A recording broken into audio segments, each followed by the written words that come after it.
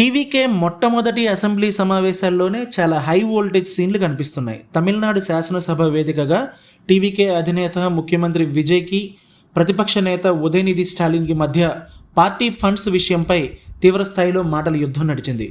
Party fund అంటూ TVK నేతలు నోటుకొచ్చింది మాట్లాడుతున్నారని, ధైర్యం ఉంటే పార్టీ పేరు చెప్పాలని, ఆధారాలు చూపితే తాను రెస్పాండ్ అవుతానని ఉదయనిధి చెప్పారు. దీనికి సీఎం విజయ్ చాలా ఘాటుగా రిప్లై ఇచ్చారు. కిందటి డిఎంకే హయాంలో టస్మాక్ అంటే ప్రభుత్వ మద్యం దుకాణాల నుంచి వివిధ ప్రభుత్వ శాఖల్లో పార్టీ ఫండ్ పేరుతో దోచుకున్న సొమ్మును ఒక్కొక్కటిగా ప్రభుత్వ ఖజానాకు చేరుస్తున్నామని, ప్రజల సొమ్ము నుండి ఒక్క పైసా కూడా తాకనివ్వము అంటూ చాలా ఘాటుగా రిప్లై ఇచ్చారు.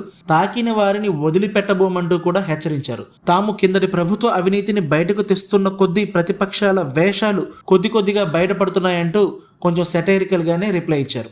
சில அமைச்சர்கள் குறுக்கிட்டு பேசினாங்க, அதற்கு நீங்க அனுமதி கொடுத்தீங்க. அதே மாதிரி இன்னைக்கு முதலமைச்சர் பேசும்பொழுது சில வார்த்தைகள், தவறான வார்த்தைகள் பேசுறாரு. அவர் பார்ட்டி ஃபண்ட் அப்படின்னு சொல்லியிருக்கிறாரு. அவர் அமைச்சர் அந்த பார்ட்டி ஃபண்ட் எந்த பார்ட்டின்னு கூட சொல்ல, தைரியம் இருந்தால் சொல்லுங்க, நாங்கள் அதெல்லாம் ஃபேஸ் பண்ண தயாரா இருக்கோம். எதையும் ஆதாரத்தோடு எதையும் பேசுங்க. நீங்க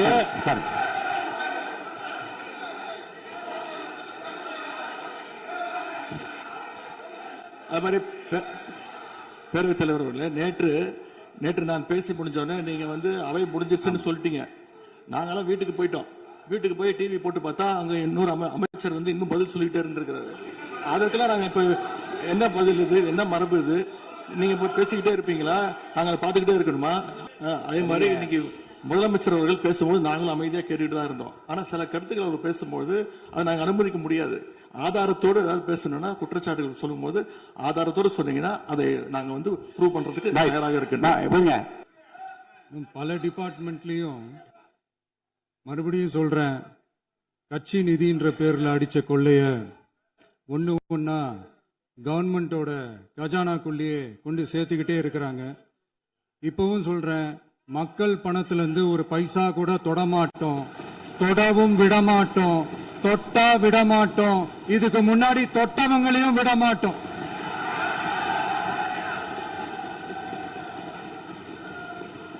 ஒவ்வொரு ஊழலா வெளியில வரும் போலே, ஒவ்வொரு வேஷமா கலைஞ்சிரும் போலே, இங்க இருக்கிற நிறைய பேரு நடுங்கி போய் இதுல நம்ம மேல அவதூறு வேற. இப்ப புதுசா ஒரு வெப்பன் ஒண்ணு கொண்டு வந்திருக்காங்க. அது என்ன தெரியுமா? அவங்க தயவால தான் நம்ம ஆட்சி நடக்குதான். மக்கள் தயவால இந்த ஆட்சி நடந்துகிட்டு இருக்கு.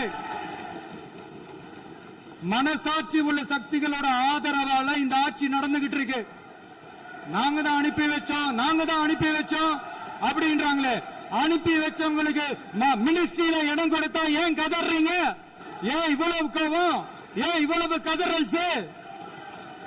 இதுல இன்னொரு முக்கியமான விஷயம், மார்க்சிஸ்ட் கம்யூனிஸ்ட் கட்சி நமக்கு ஆதரவு கொடுத்தது சுயேட்சையா எடுத்த முடிவுன்னு சொல்றாங்க. அதே மாதிரி இந்திய கம்யூனிஸ்ட் கட்சி நமக்கு ஆதரவு கொடுத்தது சுயேட்சையா எடுத்த முடிவுன்னு சொல்றாங்க. இதுல எங்க இருந்து நாங்க தான் அனுப்பி வச்சோம்னா புரியலையே. மக்களுக்கு நல்லா புரியும், எல்லாத்தையும் தெளிவா பார்த்துக்கிட்டு இருக்கிறாங்க.